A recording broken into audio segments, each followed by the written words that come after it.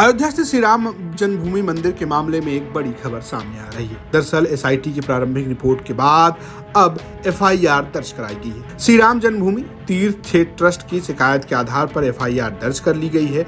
ये मामला ट्रस्ट के सदस्य कृष्ण मोहन ने दर्ज कराया है। दरअसल लंबे समय से इस बात को लेकर सवाल खड़े हो रहे थे कि आखिर जब चंदा चढ़ावे के इतने गंभीर आरोप ट्रस्ट के ऊपर और कुछ लोगों के ऊपर लग रहे हैं तो इसमें एफआईआर दर्ज क्यों नहीं की जा रही है। मुख्यमंत्री योगी आदित्यनाथ के कहने के बाद एक एसआईटी बनाई गई और उसके बाद एसआईटी ने अपनी एक रिपोर्ट एसीएस संजय प्रसाद को दी, जहां से ये मामला आगे बढ़ा और अब इसमें एफआईआर दर्ज कर ली गई। हालांकि जब हमें खबर पढ़ रहे हैं तो ये जानकारी सामने नहीं आई है कि किन लोगों के ऊपर नामजद एफआईआर दर्ज की गई है। इसमें ट्रस्ट के कर्ता धर्ता और कई अन्य प्रमुख लोगों के नाम चर्चा में है। देखने वाली बात यह है कि किस किस के ऊपर नामजद एफआईआर दर्ज की जाती है। हालांकि मुख्यमंत्री योगी आदित्यनाथ ने इस मामले को गंभीरता से लेते हुए पहले ही कहा था कि किसी भी आदमी को बख्शा नहीं जाएगा। राम भक्तों से मेरी विनम्र अपील होगी, प्रभु राम ने हमें मर्यादा का पाठ पढ़ाया है, मर्यादित रहने का आचरण दिया है। हम उस मर्यादा का पालन करते हुए हमने 500 वर्षों तक, हम लोगों के पूर्वजों ने 500 वर्षों तक प्रभु राम के स्थान को लेने के लिए संघर्ष किया है। 500 वर्षों तक मर्यादित रहते हुए हमने संघर्ष किया है। 15 दिन और देख लें, इंतजार कर लो, चिंता मत करो।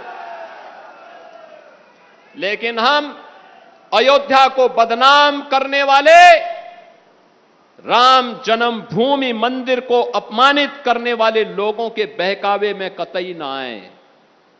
ये लोग कभी नहीं चाहेंगे कि अयोध्या का नाम हो।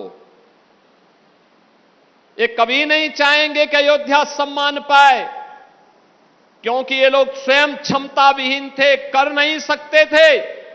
तब अयोध्या को बिजली नहीं मिलती थी, अयोध्या को इन्होंने बिजली नहीं दी, संकरी गलियों में बांध करके रख दिया था। आज दुष्प्रचार करके हमारी सप्तपुरियों में से पहली पुरी अयोध्या धाम को ये लोग अपमानित करते हैं, दुष्प्रचार करते हैं, अपमानित करते हैं। हम इनके बहकावे में कतई ना आए। इनका आचरण आपके सामने है।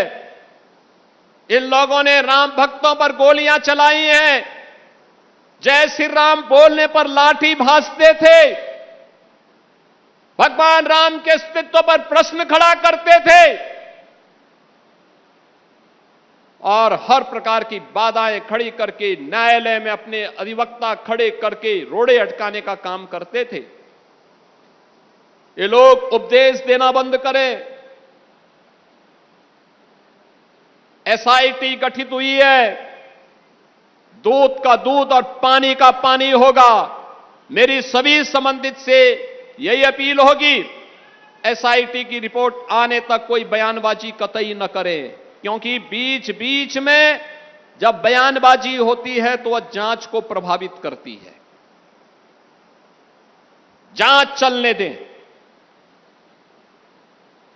जांच के बाद किसी पक्ष को कोई बात कहनी होगी, एसआईटी उसके लिए तैयार होगी।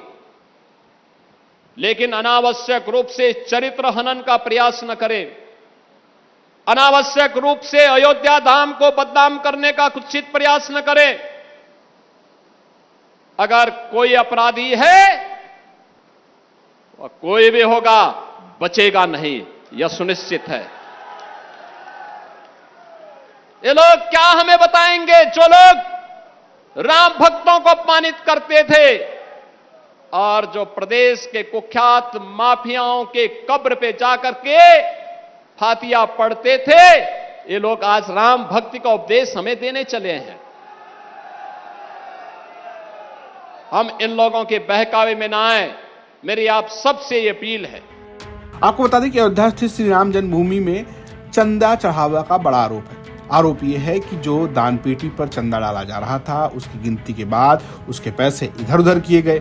आरोप सोने चांदी और दान में आए तमाम किस्म के पात्रों और यहां तक कि भगवान को चढ़ाए गए वस्त्रों के चोरी के आरोप है।